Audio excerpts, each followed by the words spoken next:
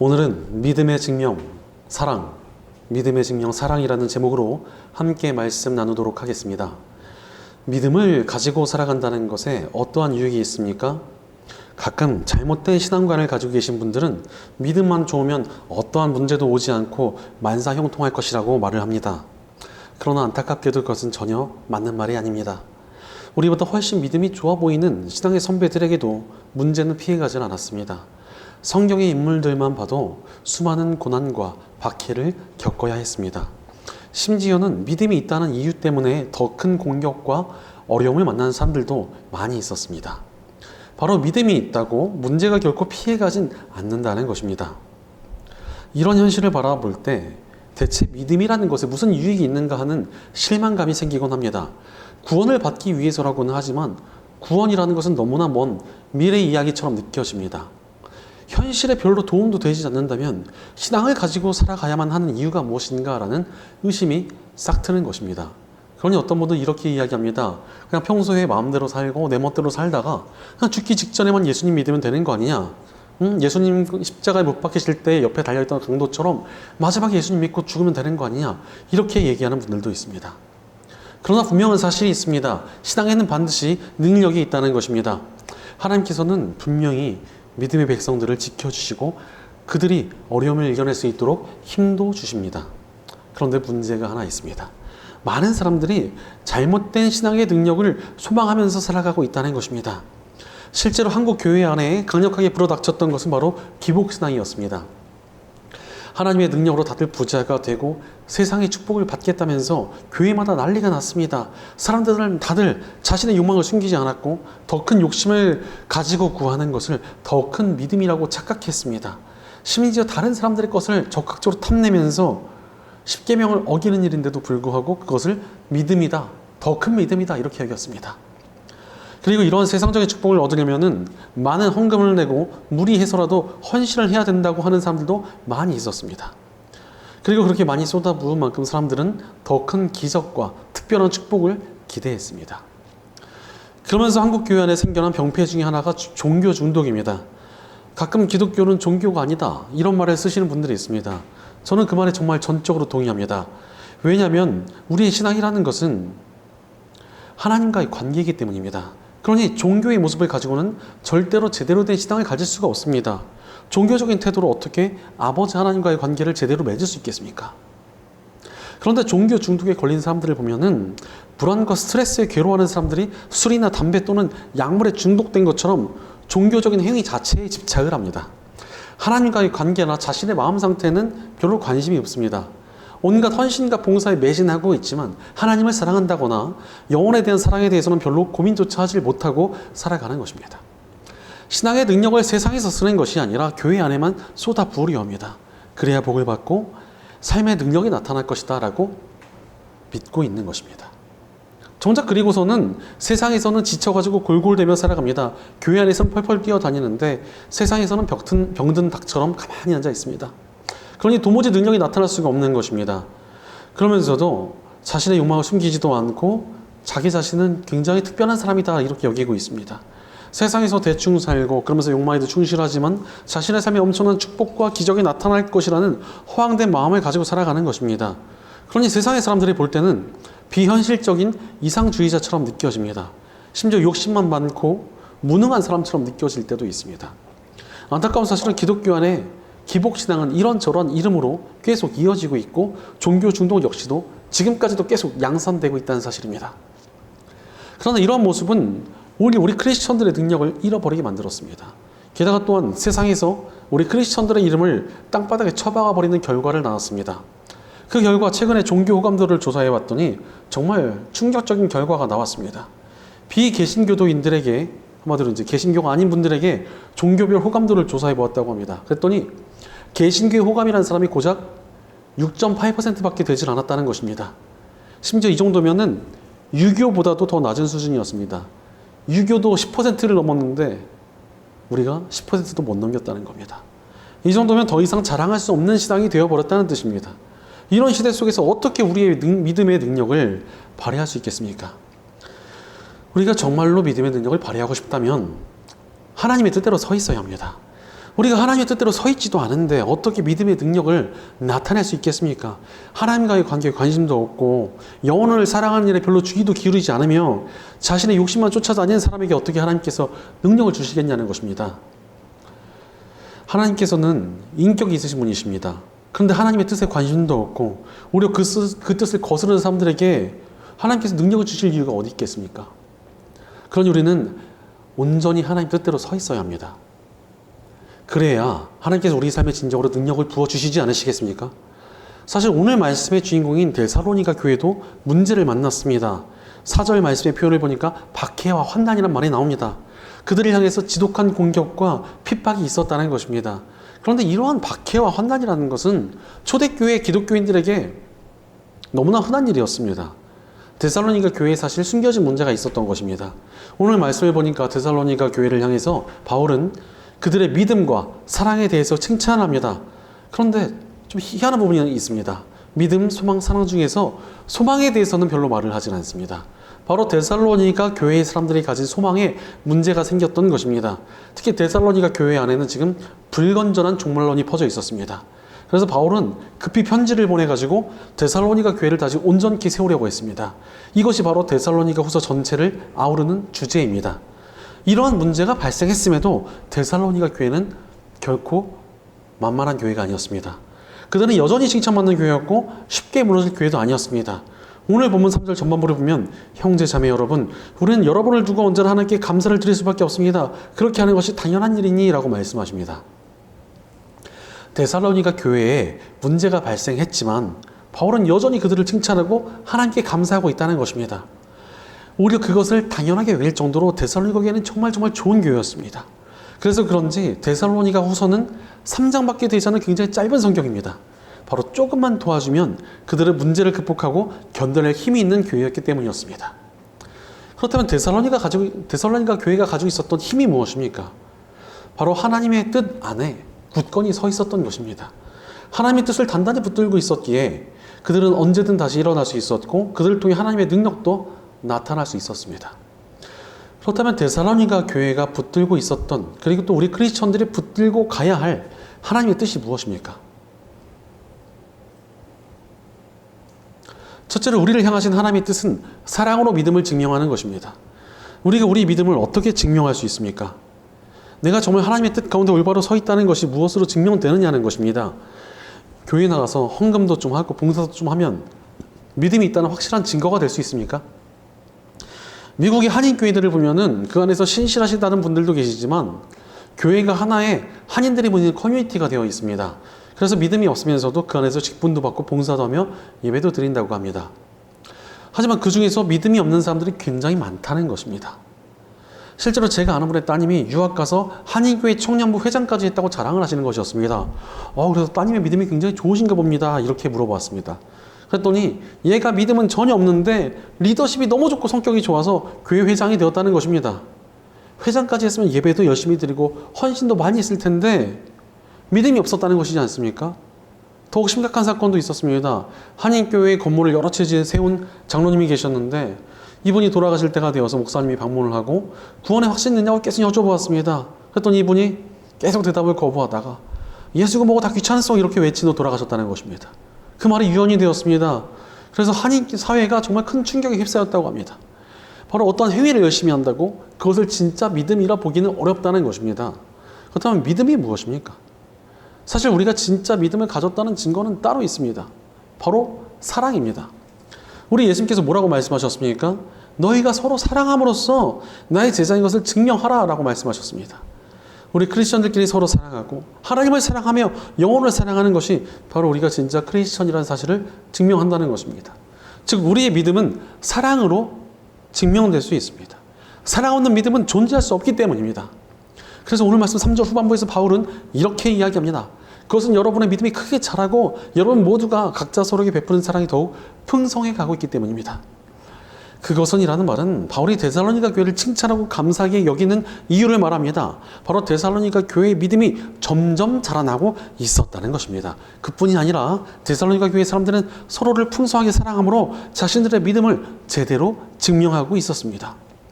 위기 속에서도 사랑으로 뭉쳐서 단단히 서 있었기에 바울은 그들이 문제를 쉽게 극복하고 이겨낼 수 있을 것이다 라고 여겼던 것입니다.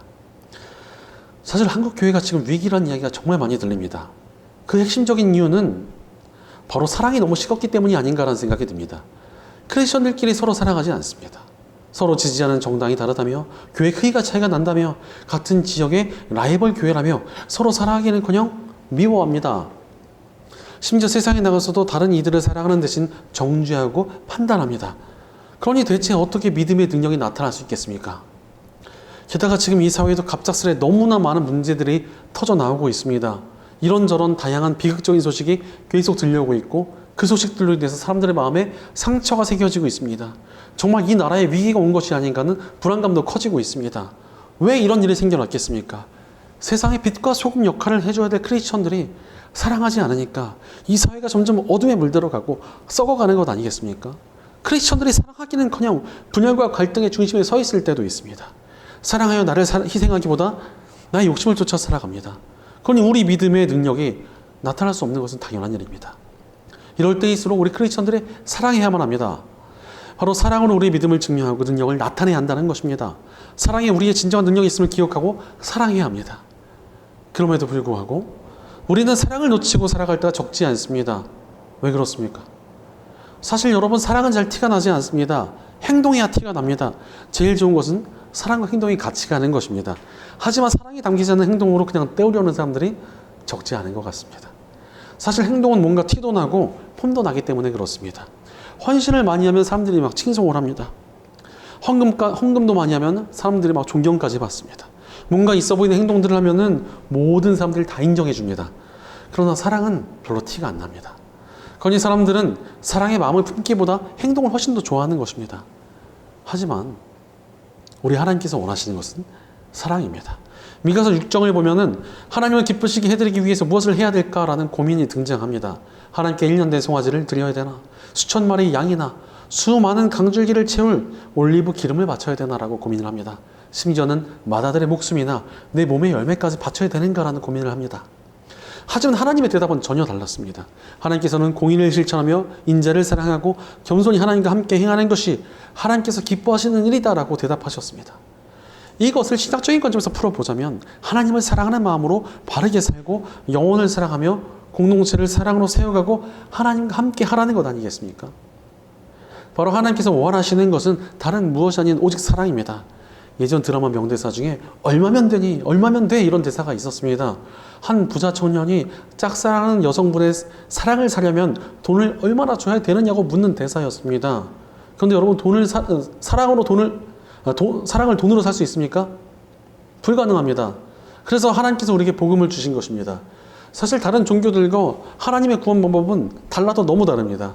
다른 종교들은 이만큼의 행동을 하고 어떤 행위를 채우면 구원을 얻을 수 있다라고 말을 합니다.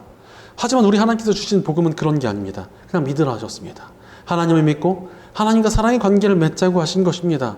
그래서 우리를 예수님의 핏값으로 사셔서 자녀로 삼아주신 것 아니겠습니까? 우리 하나님께서는 사랑의 하나님이시고 그 사랑 그 자체이신 분이십니다. 그러니 그분께서 원하시는 것은 사랑이었습니다. 그래서 행위 대신 믿음으로, 율법 대신 사랑으로 우리를 구원해 주신 것입니다. 그러니 크리스천들도 사랑할 때 가장 능력이 나타날 수밖에 없습니다. 미국의 아미시 교도라는 18세기 이전의 행동 방식으로 살아가는 기독교 공동체가 있었습니다. 자동차도 타지 않고 마차를 타고 다니며 스마트폰도 쓰질 않습니다. 현대 문명이 영성을 방해한다며 과거의 모습으로 함께 모여 마을 이루고 살아가는 기독교 공동체입니다. 그래서 미국 사회는 이런 아미시 교도들의 모습이 촌스럽다며 비웃고 조롱하기도 했습니다. 그러던 어느 날 이 아미시 마을에 총기 난사 사건이 벌어집니다. 외부에 있던 어떤 사람이 이 마을로 들어와서 총기를 난사했고 그로 인해 5명의 아이들의 목숨을 잃고 5명은 크게 다쳤으며 범인은 스스로 목숨을 끊어버렸습니다. 그런데 이 사건에 대한 아미시 공동체의 반응이 너무도 충격적이었습니다. 그들은 그 살인자를 용서했다고 선포했으며 오히려 살인범의 유족들을 찾아가서 위로하며 사랑을 전해주고 그의 장례식에 함께 참여를 했습니다. 아미시 교도들의 용서 사랑에 미국 전체가 충격에 빠졌습니다. 바로 사랑의 능력 덕분에 큰 감동이 온 세상에 전해지는 능력이 나타났던 것입니다. 사실 여러분, 한국 교회도 그러했습니다. 교회가 힘자랑하고 돈자랑을 하며 세상의 분열에 휩싸였을 때 역사적으로 항상 쇠퇴기를 맞이하고 망가지곤 했습니다. 그러나 사랑으로 나아가면 늘 강력한 능력을 발휘했습니다. 사실 한국 교회가 부흥을 이뤘을 때 크리스천들은 정말 대한민국의 영혼들을 사랑하고 하나님을 사랑했습니다. 그 결과 놀라운 부흥의 역사가 일어난 것 아니겠습니까? 그러니 우리가 어찌해야 되겠습니까? 나 한 사람부터 사랑해야 합니다. 내 삶에서 사랑을 시작해야 한다는 것입니다. 바로 여러분, 사랑이 답입니다. 문제 앞에서, 어려움들 앞에서 우왕좌왕하지 말고 먼저 내 안에 하나님과 영혼에 대한 사랑이 있는가를 체크하시기 바랍니다. 그리고 사랑해야 합니다. 그러면 우리의 생각을 뛰어넘는 하나님의 역사가 나타나기 시작할 것입니다. 사랑의 능력이 있기 때문에 그렇습니다. 실제로 예수님의 십자가가 그것을 증명합니다. 예수님의 십자가는 인류의 모든 죄를 씻어낼 수 있는 위대한 능력입니다. 어떻게 이런 능력이 나타났습니까? 예수님께서 인류를 너무나 사랑하셨고 인류의 죄를 대신하여 십자가에서 죽으심으로 그 사랑을 증명하셨기 때문입니다. 그 사랑의 놀라운 역사가 일어난 것입니다. 사랑의 능력이 있습니다. 그러니 우리가 사랑해야 합니다. 우리의 믿음을 사랑으로 증명하며 사랑 가운데 역사하신 하나님의 능력을 경험하고 누리는 저와 여러분 되시기를 간절히 축원합니다.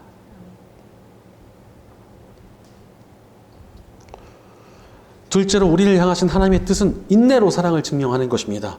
사랑을 하기 위해서 필수적인 것이 무엇입니까? 바로 인내입니다. 인내 없이 제대로 사랑할 수는 없습니다. 그래서 성경의 사랑장이라고 불리우는 고린도전서 13장을 보면은 사랑이 무엇인가에 대해서 정의를 할 때 오래 참음을 제일 먼저 말씀하십니다. 실제로 사랑에 왜 인내가 필요하지 않겠습니까? 실제로 사랑스러운 사람을 사랑하는 것은 어렵지 않습니다. 사랑스러운 사람을 사랑할 때는 나의 의지가 필요치 않기 때문에 그렇습니다. 예를 들어 성격이 좋고 외모가 뛰어난 사람을 사랑하는 것에는 아무런 노력도 필요하지 않습니다. 그냥 내 마음에 끌리는 대로 가면 됩니다. 심지어 악한 사람도 그렇게 매력이 있는 사람에게는 호감과 애정을 느끼게 될 수밖에 없습니다. 그런데 진짜 사랑의 능력은 사랑하기 어려운 사람을 사랑할 때 나타납니다. 사랑할 수 없을 때 사랑할 때 그 능력이 나타난다는 것입니다. 예수님께서도 너희를 사랑하는 사람을 사랑해봐야 무슨 칭찬을 받겠느냐고 말씀하셨습니다. 사랑할 만한 사람을 사랑하는 것에는 하나님의 칭찬도 능력도 나타나기가 어렵다는 것입니다. 예수님께서 죄인을 사랑하셨듯이 사랑하기 어려운 사람을 사랑할 때 참된 능력이 있습니다. 아니, 신혼 부부가 서로 사랑하는 것에 사람들이 놀라겠습니까? 거기 무슨 능력이 있습니까? 당연히 신혼 때는 사랑이 넘쳐 흐르는 게 맞지 않습니까? 그런데 오래된 부부, 이미 권태기가 온 부부가 서로 사랑하는 것, 그것에 능력이 있다는 것입니다. 심지어 잘못을 저지른 사람도 계속 내가 사랑해주고 있는 것, 나의 상대가 내 마음에 들지 않을 때도 그를 사랑해주는 것, 그것에 정말 능력이 있다는 것입니다. 공동체 내에서도 마찬가지 아닙니까? 공동체 내에서 인기가 많고 매력 있는 사람을 사랑하는 것 하나도 어렵지 않습니다. 그런데 그런 건 별로 능력이 없습니다. 공동체에서 무시받는 사람, 사랑받지 못하는 사람, 별로 가까이 하고 싶지 않는 그 사람을 사랑해 줄 때 참된 능력이 있다는 것입니다. 그러기 위해서는 의지적인 사랑이 필요합니다. 오늘 보면 4절을 보면 그럼 우리는 온갖 박해와 환난 가운데서도 여러분이 가진 그 인내와 믿음을 두고서 하나님의 여러 교회에서 여러분을 자랑하고 있습니다라고 말씀하십니다. 데살로니가 교회는 환난과 박해를 받으면서도 인내하며 믿음을 지켰습니다. 사실 공격이 심하고 핍박이 다가오면은 사람들의 마음에 짜증이 가득해집니다. 그러니 주변 사람들에게 상처도 주고 관계가 깨질 때도 굉장히 많습니다. 그래서 위기를 만난 공동체들이 더욱 어려움에 처하곤 하는 것입니다. 하지만 데살로니가 교회는 인내를 가지고 있었습니다. 사랑으로 버티며 서로 사랑하기 위한 인내를 서로에게 보이고 있었던 것입니다. 사실 사랑에는 인내가 필요합니다. 실제로 외모나 성격에 대해 호감을 느끼고 누군가를 사랑한다라고 느끼는 것은 생각보다 그냥 욕정일 때도 굉장히 많습니다. 사랑이 아니라 단순한 내 육신의 이끌림일 때가 적지 않다는 것입니다. 하지만 진짜 사랑은 상대의 장점이 사라지고 부족한 부분이 보여도 포기하지 않는 것을 말합니다. 하지만 하나님께서는 그런 사랑에 역사하며 힘주십니다. 그러니 우리는 인내하며 사랑해야 합니다. 그럼에도 참 많은 분들이 사랑으로 인내하지 못합니다. 사랑해야지라고 결단했다가도 금방 넘어져 버립니다. 상대의 부족한 부분을 보며 분노와 미움을 가지기도 하고 짜증을 내기도 합니다. 왜 그렇습니까? 사실 진정한 사랑은 우리의 의지로만 절대로 불가능하기 때문에 그렇습니다. 우리가 진정으로 사랑을 하기 위해서는 우리의 의지를 가지고 인내하며 사랑해야 합니다. 그런데 그게 인간적인 힘으로는 불가능하다는 것입니다. 예전에 어떤 유행가 가사를 보니까 사랑을 노력한다는 게 말이 되니 이런 가사가 나왔습니다. 그 말처럼 노력으로만 사랑하다 보면은 지치게 되고 내 안에서 슬금슬금 올라온 분노와 짜증에 휩싸여 버리고 서로를 상처 주게 됩니다. 그러나 우리의 의지는 하나님의 도우심을 구하는 데까지 가야 합니다. 의지적으로 사랑하기 힘든 사람도 사랑하며 인내하되 그 인내를 도와달라고 구해야 된다는 것입니다. 하나님이 저 사람을 사랑할 수 있게 해주세요. 내게 사랑을 더해주세요. 더 사랑하게 해주세요. 나를 도와주세요. 이렇게 구하면 사랑과 자비가 가득하신 하나님께서 우리에게 사랑을 더해주십니다. 사실 여러분, 복음이 무엇입니까?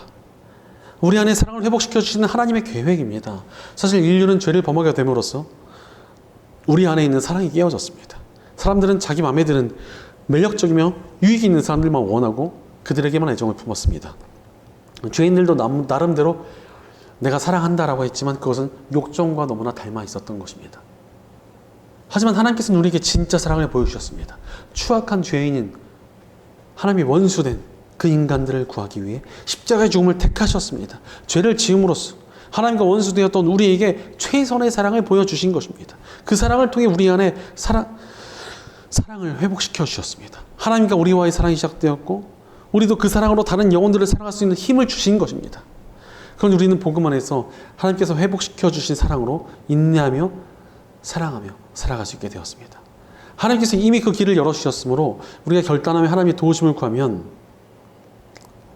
사랑할 수 없는 사람도 사랑할 수 있습니다. 심지어 원수 같은 이도 사랑할 수 있게 되는 것입니다. 그렇게 사랑할 때 진짜 능력이 발휘되기 시작합니다. 최근 어떤 분의 간증을 하나 들었습니다. 이분은 불신 가정의 시집을 가서 믿음을 가졌다고 정말 많은 핍박을 받으셨다고 합니다. 심지어 교회도 나가지 못하시고 그냥 집에서 혼자 기도하며 말씀만 볼 수밖에 없었다고 합니다. 특히 시어머니가 그분을 아주 달달 볶으며 핍박을 했다는 것입니다. 그런데 그 시어머니가 갑자기 병으로 쓰러지게 되었습니다. 챙길 사람이 그분밖에 없었는데 그분이 처음에 그 상황이 너무도 싫어서 하나님께 원망하며 기도했다는 것입니다. 내가 하나님께 기도하고 말씀 보는 시간도 부족한데 왜 나를 핍박하는 이 약간 시어머니까지 내가 챙겨야 됩니까? 라며 하나님 앞에 분노를 했습니다. 그런데 하나님께서 그분의 마음에 감동을 주시더라는 것입니다. 원수를 사랑하고 돌보는 것보다 내가 기뻐하는 예배가 어디 있겠느냐. 네가 비록 예배를 나오지 못하고 있지만 네가 이 원수를 사랑하고 그를 돌보는 것이 내가 받는 최고의 예배다. 그 감동에 충격을 받으셔서 이분은 정말 사랑으로 극진하게 그 시어머니를 챙기셨다고 합니다. 그러자 그렇게 핍박하던 시어머니가 너무도 감동을 받아서 예수님을 믿고 교회에 같이 나가게 되셨다는 것입니다. 그리고는 아들도 남편도 나가라. 그래서 온 가족이 함께 교회에 나가게 되었다는 것입니다. 사실 저는 이 이야기를 들으면서 저희 어머니 생각이 굉장히 많이 났습니다. 저희 어머니도 믿지 않는 가정에 시집을 오셔서 정말 많은 핍박과 고난을 당하셨습니다. 특히 시어머니였던 저희 할머니가 정말 심하게 핍박을 하셨습니다. 어머니가 막 새벽 기도 갔다 오시면 영하 막 10도가 넘는 날씨인데도 문을 잠궈 놓으시고 성경책도 몇 권이나 찢어버리시고 수많은 수모를 당하셨습니다. 그럼에도 할머니께서 쓰러지셨을 때 어머니께서는 할머니를 극진히 돌보셨고 할머니께서는 하나님을 믿겠다고 고백하신 후 돌아가셨습니다. 하나님께서 능력 주신 것 아니겠습니까? 그뿐이 아니라 하나뿐인 아들의 방황 끝에 목회자라는 영광스러운 직분을 가지도록 인도해 주셨습니다. 믿음을 핍박하던 가정에서 복음을 전하는 목회자가 나타난 반전이 일어난 것입니다. 바로 인내하는 사랑의 엄청난 역사가 있습니다. 그뿐이 아닙니다. 우리가 인내하며 사랑으로 버티다 보면 하나님께서 그 사람을 통해 역사해 주십니다. 하나님께서는 사랑의 하나님이시고 하나님과 닮은 사랑하는 사람을 통해 능력 주시고 역사하시기 때문입니다. 하나님께서는 사랑을 통해 그분의 역사를 나타내시고 놀랍게 일하십니다. 그러니 우리는 인내하며 사랑해야 합니다. 우리의 인내로 사랑을 증명하며 인내하는 사랑 가운데 역사하신 하나님의 능력을 경험하고 누리는 저와 여러분 되시기를 간절히 축원합니다.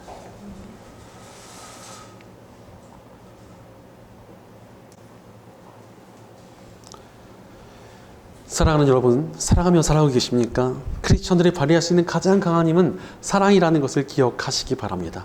하나님께서 사랑하는 이들을 통해 놀랍게 역사하시는데 그보다 강한 힘이 어디 있겠습니까? 그러니 우리는 사랑으로 우리 믿음을 증명하며 우리의 인내로 우리의 사랑을 증명해야 합니다.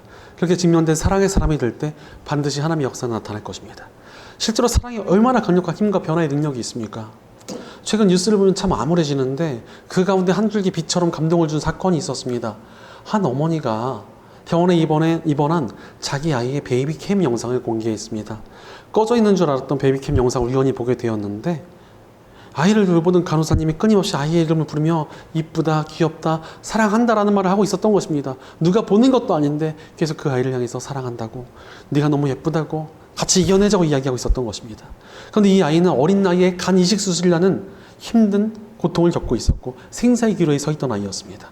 그러나 그 모든 것을 잘 견디고 이제 거의 회복을 했다고 합니다. 중환자실 근무라는 고된 일 가운데서도 사랑으로 아이를 대한 의료진에게 능력이 나타난 것 아니겠습니까? 게다가 이 소식으로 인해서 얼마나 많은 사람들의 가슴이 따뜻해졌는지 모릅니다.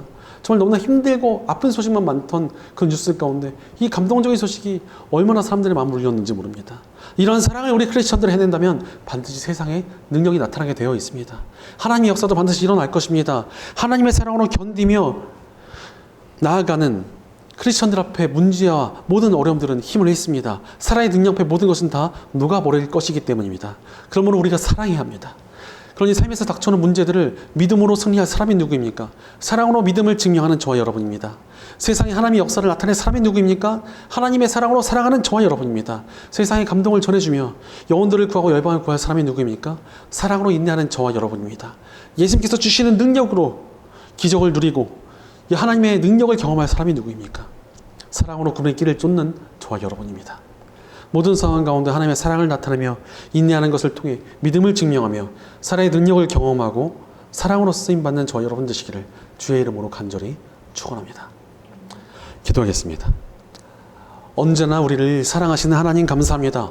하나님께서 우리를 늘 한결같이 사랑하시는데도 우리가 사랑을 잃어버리지는 않았는지 우리의 삶을 돌이켜봅니다. 그러나 주님, 이제 우리가 사랑하기 원합니다. 사랑으로 우리의 믿음을 증명하게 하시고 인내로 사랑을 증명하게 하옵소서. 사랑으로 인내할 수 있도록 우리에게 힘을 더하여 주시옵소서. 우리 인생길 가운데 사랑의 능력이 있다는 것을 더욱 경험하며 알게 하여 주시옵소서. 우리 공동체 가운데도 함께 해주셔서 우리가 서로 사랑하며 세상의 사랑을 전하며 하나님을 더욱 사랑하는 아름다운 역사를 함께 이뤄나가게 하여 주시옵소서. 언제나 우리를 사랑하여 주시는 우리 주 예수님의 이름으로 기도드립니다. 아멘.